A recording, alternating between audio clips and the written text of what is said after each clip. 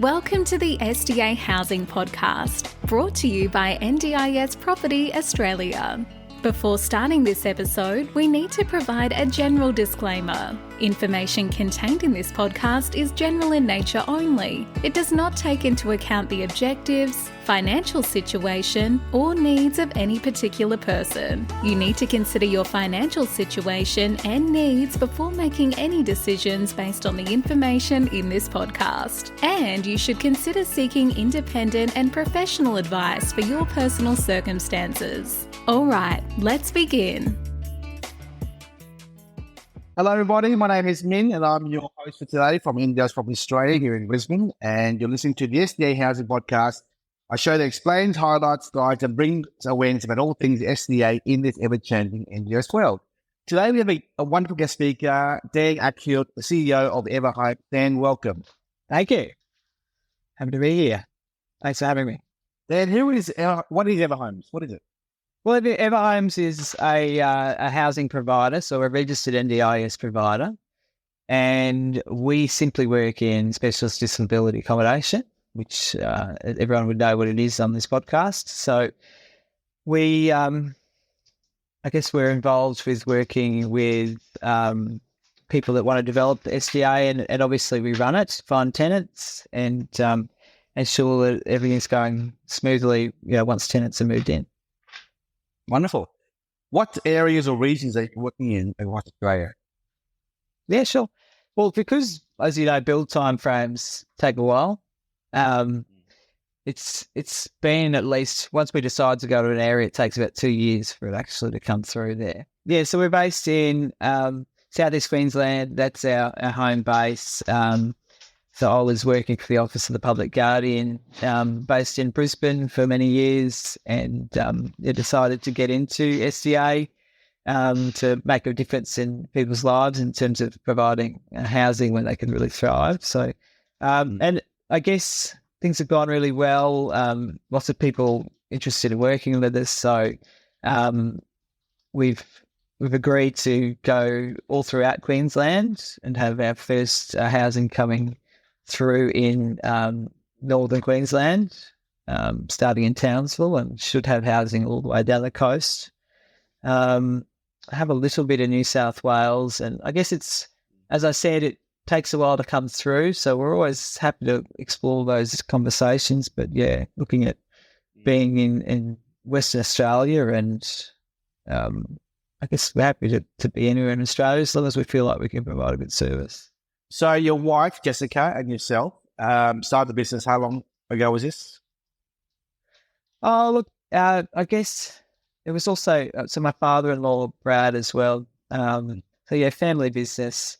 We sat around and just kind of started spitballing some ideas. I was working at OPG at that time and seeing a lot of, I guess even coming from prior to the NDIS with disability services in Queensland, saw a lot of people having to live together and being forced to live together.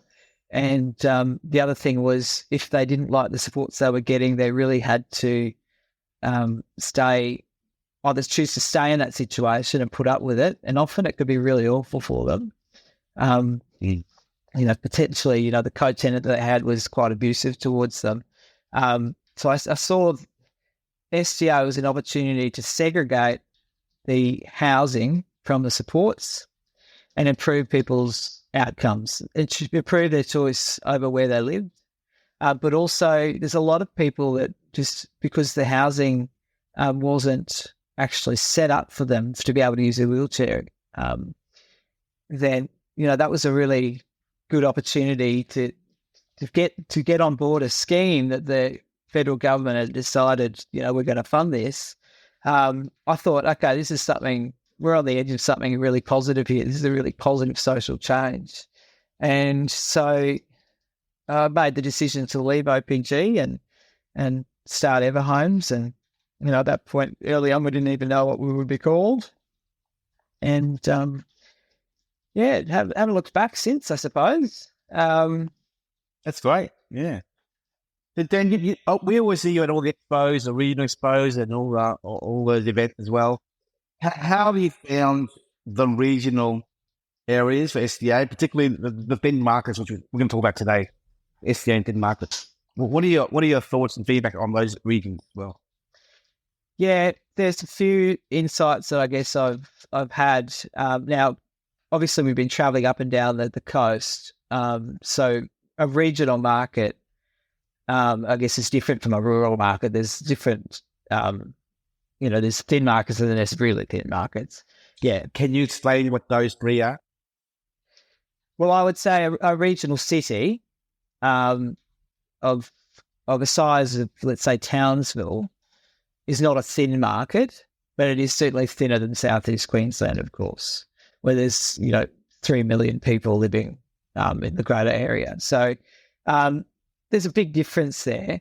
We're talking percentages of people that need SDA. So broadly speaking, the numbers, as I understand them, are 2% of people in Australia are eligible for NDIS, but a lot of those obviously are not necessarily at the level where they need support with their housing. So it would be a person with an extreme functional impairment or very high support needs, and they don't fit into that standard housing market. And so there have been estimates done of 6%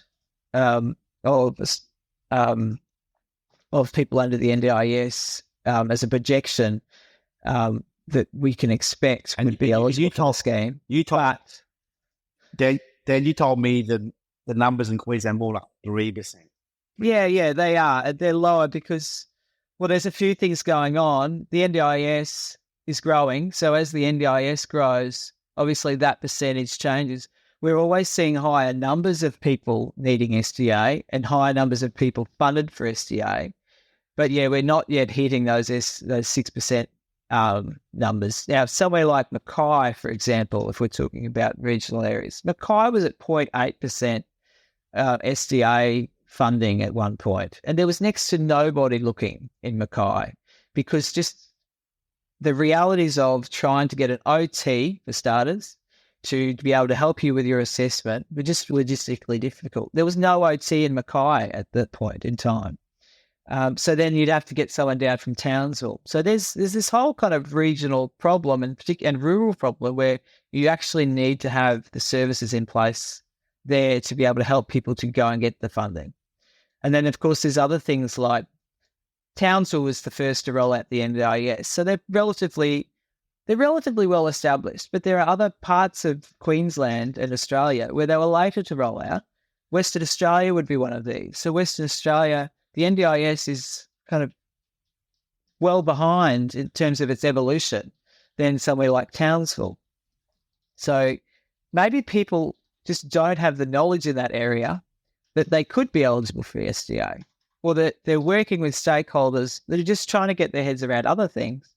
And SDA is just one of many things they could work on, support coordinators, for example.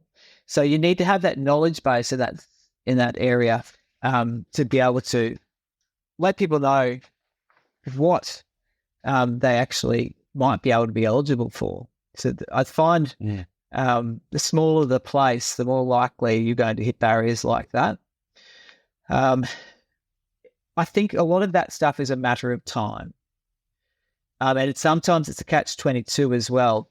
You've got to sometimes know that the stock is coming through in that area, and that even that you have had SDA providers or someone else that works in SDA go to that place and have some conversations before you go, okay, well, I'm going to now go through the process of getting this in my goals, to get some SDA and go down that pathway. So, yeah, so there are a few challenges. We try to think of it very statistically, just simply because I guess I would hate to see some of those places not get serviced at all, just because the early data is reflecting that no one yet has SDA funding. If somewhere like Mackay that had really low uptake, and it also had no SDA as well, if we had just gone, well, no one is ever going to get SDA, this is how it's always going to be, you wouldn't see this corresponding increase in housing that they need in that area, because statistically they definitely have people there that need it, and you wouldn't have people applying. So then what we've seen now is those numbers have increased. Yeah. So is this from an investor's perspective? I'm assuming, Min, that you're asking me these questions, of course. Yeah. Yeah. Our listeners are very much mums and dads across Australia. Some more sophisticated, some fund managers listening on. They want to, understand from other marketplace perspectives what your opinion and your insight is on certain markets and certain topics within the SDA. And it's just nice to hear your thoughts. Yeah. Of the homes. Yeah. With your experience as to what you see works and doesn't work and what the market needs more of. Yeah. So the NDIS does release data on this. Yes. Obviously, you've got to spend some time going through it and understanding it. And also what we do with that data is we further break it down into, for example, how many bedrooms are in that place. So you can work that data further, which takes effort. So, so we've got a staff member on board who's able to work with investors to actually give them a report if they need it, or insights into a particular area. But it's a matter of really understanding what is in the market there currently, understanding the distinction between the different types of housing as well, and they're really looking for gaps. That's what we try to do, because you may have nothing in a particular type of housing. So you might have quite a few houses there, or maybe you've got lots of apartments there, but it doesn't mean that the people that want to live by themselves but don't necessarily have apartment funding, like maybe they're not catered for, or is a couple catered for. You've got one partner that's got SDA funding and they want to live with their dog and a partner. What is in the market in that area for them? So it's really understanding what is going on there and where are those gaps and what can we expect would be likely to be in demand in that market.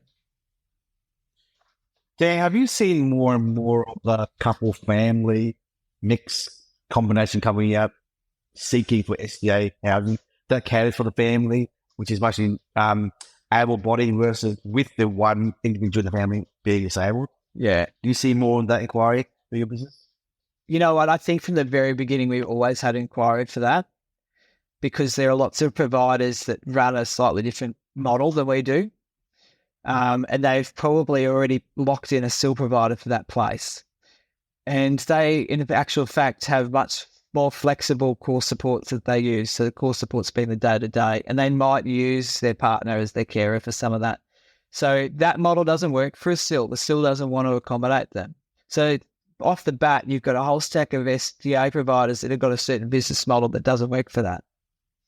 Our approach has always been to have a direct relationship with the tenant. So they are directly our tenant. We're not subleasing to a SIL provider and then the SIL provider's tenant. From starters, on a moral basis, we don't agree with that, because it's not giving them the choice of their supports if they want to change, who cleans the kitchen, So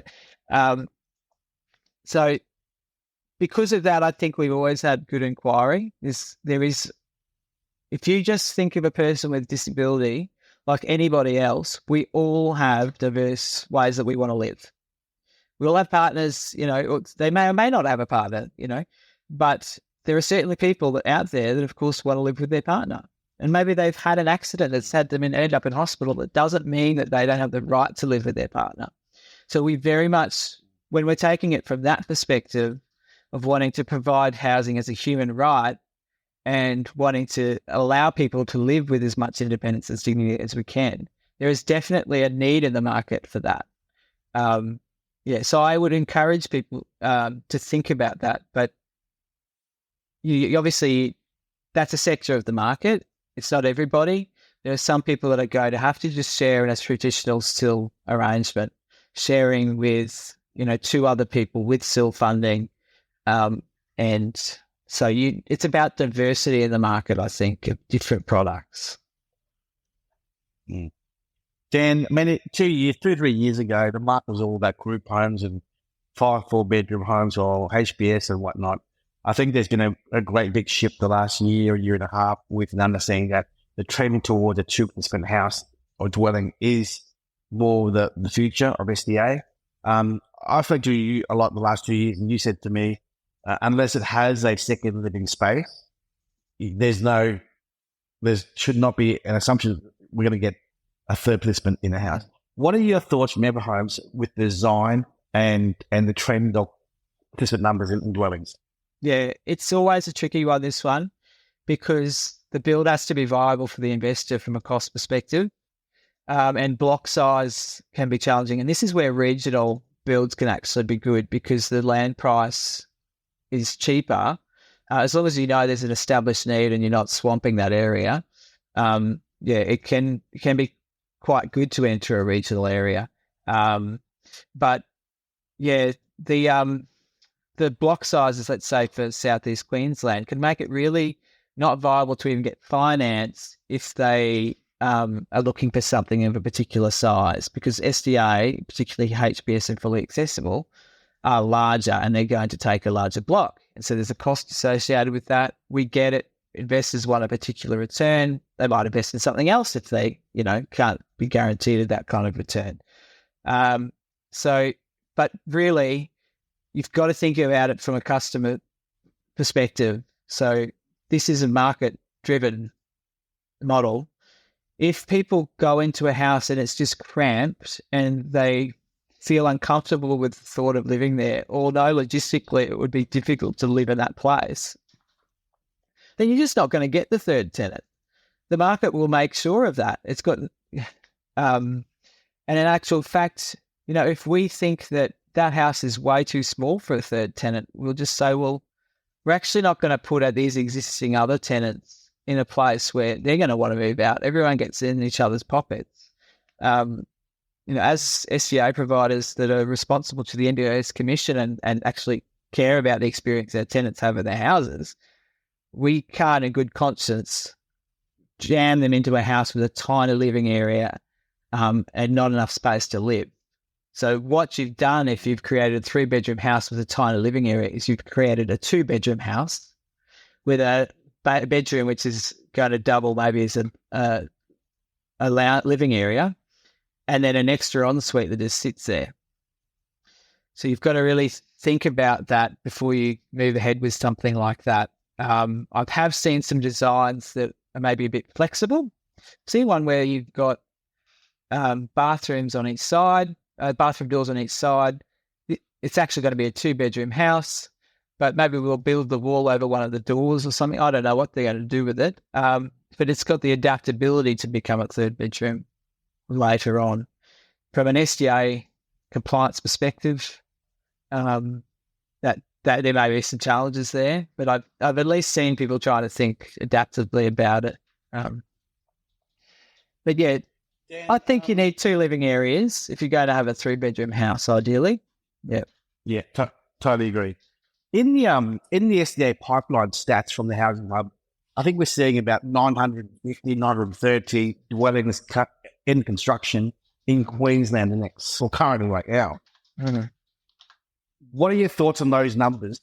And pretty much knowing that 2/3 of those numbers are going to be HPS, and a lot of them also going to be apartments as well. One dwelling apartment, one resident apartments. In Queensland, this is broadly in Queensland. Yeah. I guess it depends where it's going.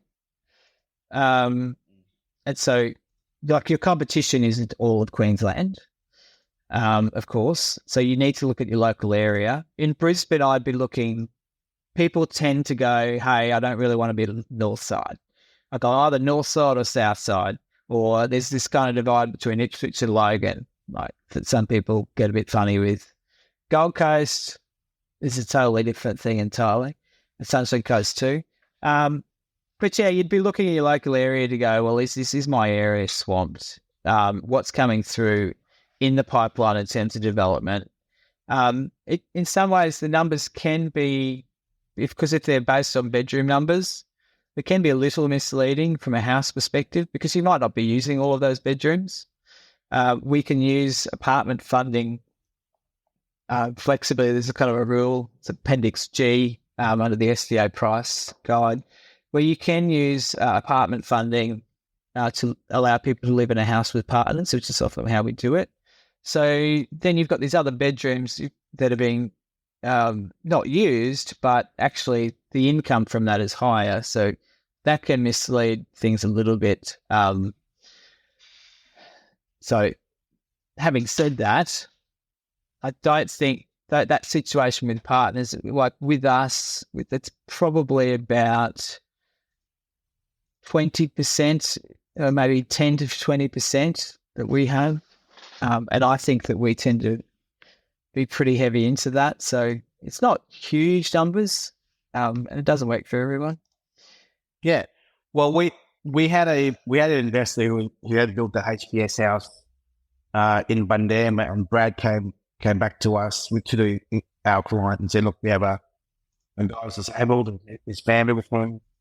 Will you take it on board?" And obviously, the client investor said no.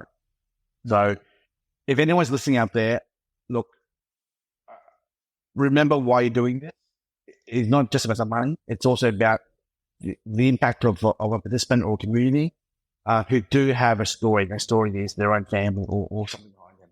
And it was sad to see that the investor, who was already wealthy, reject this family's application from your company, Dan, who had a family. It was only really one resident. And they were quite willing to pay a little bit extra rent for the rest of the family to live there.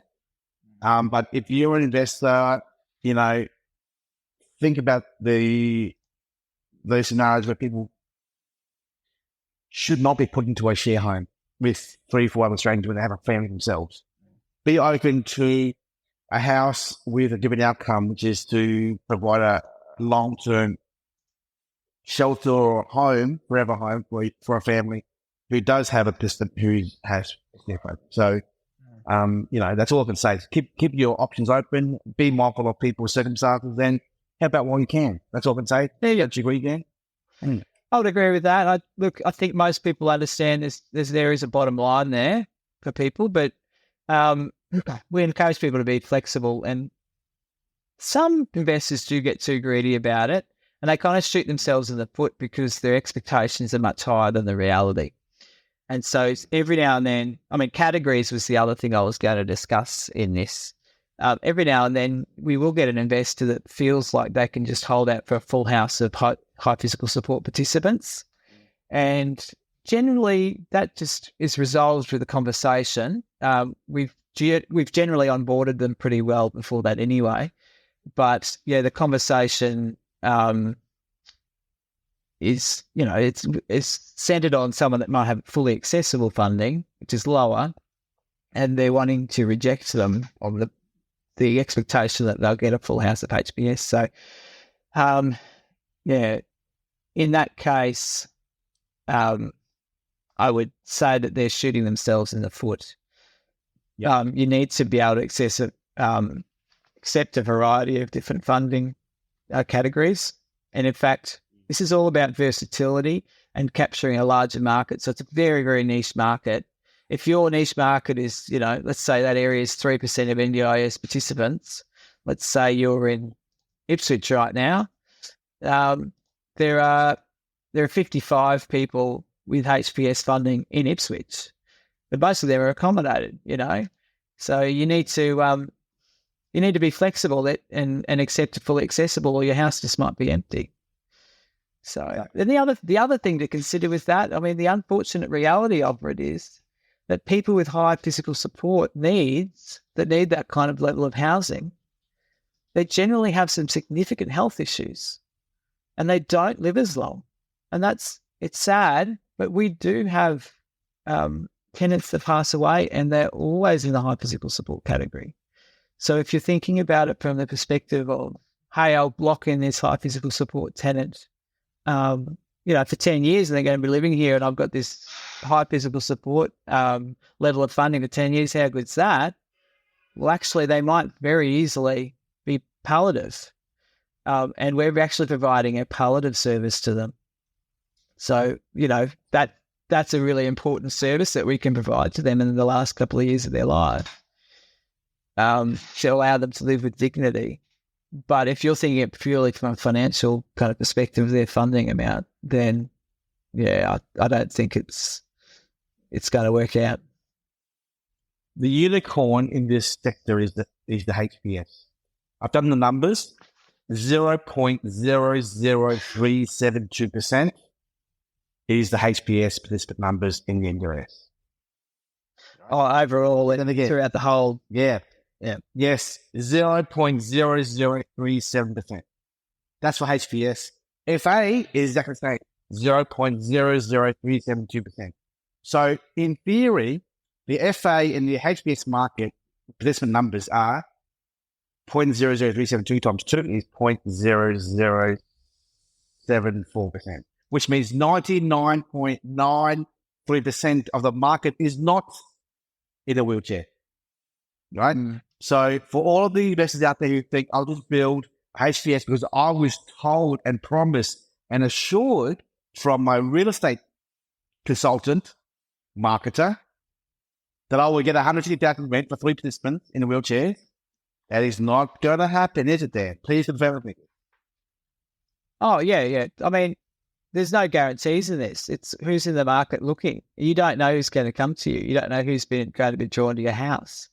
There's so many factors that might make someone choose a particular house in a certain location. So, I think viewing it on averages is important. So I haven't run the numbers more recently, but I wouldn't imagine it has changed all that much. In terms of the SDA market, which there's about 21,000 people in Australia with SDA need. Yes. And of that, I think it was about 40% was improved livability. It was robust was between 6 and 8%. And this isn't necessarily going to add up to 100%, by the way. But I think HBS was in about the 38 or something like that.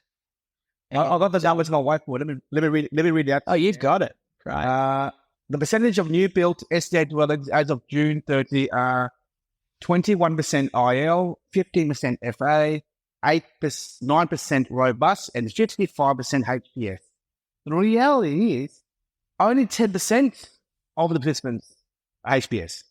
But yet half of the product being built, if not more, 64%. So if FA plus HPS is that well 8%? Yeah, pipeline dwelling, yeah. Yeah. So the dwellings obviously don't necessarily match the demand.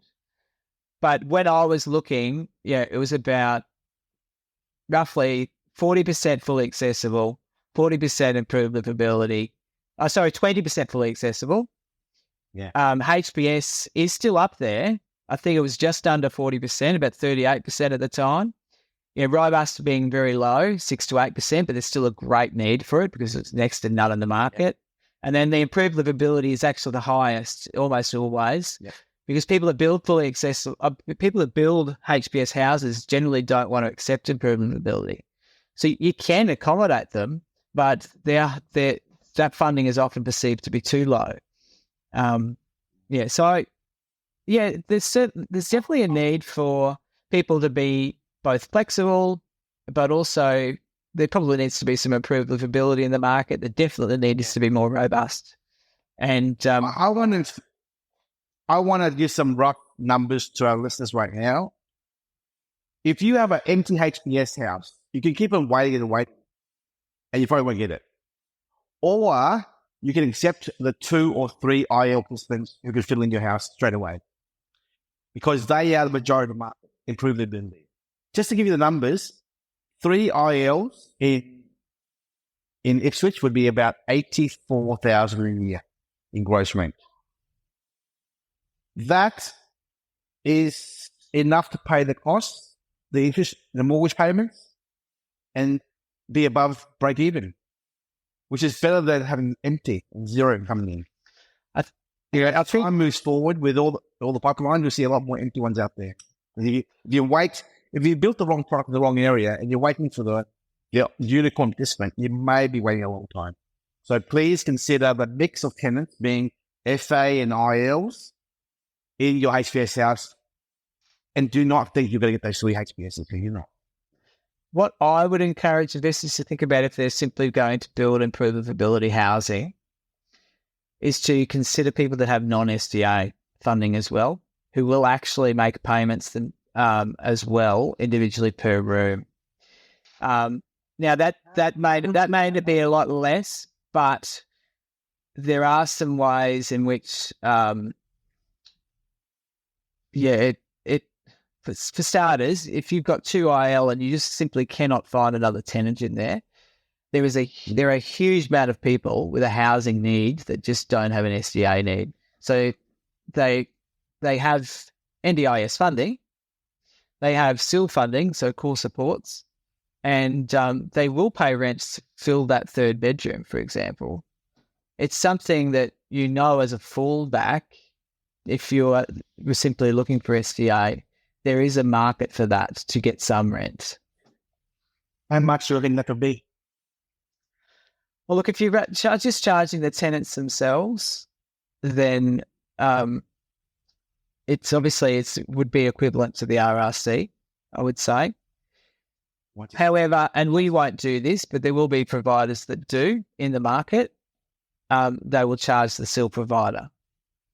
And you may actually, if you are one of these providers that is providing the SIL with a house to tenant, they're then going to sublet. If everyone's on board with that, they can actually make a contribution. So there is probably a place for that in the market, that kind of arrangement, contrary to what I was talking about earlier. But that just allows people that don't have SDA or are finding it hard to get, that housing, but they're falling through the gaps. It allows them to get housing. And so I guess the reason I speak about that is because, if you're one of the lucky ones that gets SDA, then, that's great. But I'm interested in people getting housing that they need to be able to live better lives, just period. So, if people can do that, and I guess you would run through the numbers of that with them, Min, but if you can make it work, gee, I'd love that, because I have so many people that come to us that we can't really help. Yes. Well, we are definitely focusing on the SIL, SDA, MTA side of housing on top of SDA as well. So that's our New Year's resolution ourselves, to be more involved in the non-SDA product creation around Australia. Yeah. Great. I think the one blessing we have, Dan, in Queensland is of these 950 dwellings being built in SDA in Queensland, we know, you and I both know that they won't be filled up with HBSs. We know that, right? Mm. So a lot of them will be empty or partially empty, which means that leaves room for the ILs to come in and the non-SDA to come in. So that's one positive way I could think of it. The excess stock being built. Yeah. Yeah. There's no investor will sit there and will take nothing. But I mean, the other thing that's going to happen, Min, is as the SDA market has slowed, just the housing market will slow at some point. SDA is going to slow down. The SDA participants are not going to slow down. So we have areas where it was saturated in those areas, and we just have people coming to us again and again that we can't accommodate because we don't have the housing in that area anymore. And I think what you'll find is if you get builders, they want to build in a certain area and do a whole stack of stock at once because it's a lot more affordable for them to do that. So you'll get one area where you get heaps of stock coming out of the ground. All of a sudden everyone's, freaking out because there's a bit of a saturation, but the market will catch up. So that's what I actually worry about a little bit is, are we going to keep on up with that as time goes on? And if people have felt like, if they've gone into one of those saturated areas and they've felt like, it was a bit of a dud of an investment because they just chose the area wrongly. Will that give SDA a bad name? Because in 5-10 years, there's going to be an even greater demand. So, well, right now we have 2,500 built product. We have 2,500 in the pipeline around Australia, almost 5,000. We're still short of the 25,000. We're just at the very cusp of it, really. Yeah. Exactly. Yeah. So, Dan, I want to finish off this episode with any final words of advice from you as a company, Everhomes, to any of our listeners right now listening on what they should be mindful of as an investor if they're thinking about coming into the SDA market? Yes. The biggest number one thing that every investor does worry about and should worry about is, will my house be tenanted? And obviously that's what the whole thing is based on. So you need to make sure that you've done your due diligence on where you build. And that means objective due diligence. It's not just taking someone's word for it to say, hey, this area is great. I've heard Jim said that it was an awesome area, because I know some areas that are now saturated because there are people that have a vested interest in you going to that area. They've got a relationship with the builder. It's all like a really smooth flowing system, and they don't really care that much if your house is tenanted at the end of the day. So you've got to make sure that you have really good confidence that that is a good idea to build what you are building in that area. That comes down to objective data and talking with people that have feet on the ground and understand what's going on in that area. My advice to anyone listening is, do your homework, talk to many people, many sources, talk to the local providers in the area. Don't believe the words of one individual in the agent. Talk to various people who will have data and research and experience on the ground. You as an investor should put your boots on the ground and go for a walk or a drive in the area. Take a look at who's in there, what is being built, and what's the amenity look like. So don't believe anything that one person says. Get your research, talk to lots of people. And if the research and the feedback is the same positive feedback, and you engage other companies like Everhomes to do a report for you for $400 a GFC, then if the signs point to positive outcomes, then sure, go. But if there's conflicting information and feedback from everyone on this site in this area and the demand in this area, then that's a big red flag. Totally agree. Dan, thank you so much for your time. We know you're a very busy man. We hope to, if anyone of our listeners want to get in contact with your organisation, how do they find what website or phone number do they call or contact? Yeah, our number is 1300 Everhomes, which is actually 1300 383 746. They can obviously go on our website and see our information there, which is everhomes.com.au. And look, if they prefer to email, then wecare@everhomes.com.au would be fine. And they can talk to either yourself, Dan, or Jessica, or Brad, is that right? And Matt? Yeah, we're a growing team, so they may not get us straight away, but certainly we'll have someone to help them out and refer them the right way, and then we can organise a discussion after that. Yeah. Wonderful. Dan, thank you so much for your time, hey? Appreciate it. Bye-bye. Bye. Thanks. We hope you enjoyed this episode. Please make sure you are subscribed and following us so you can keep in the loop with all of our upcoming episodes. We would really appreciate it if you could leave us a 5-star rating, a written review, and to share this podcast with those that could benefit. Until next time, catch you on the next episode.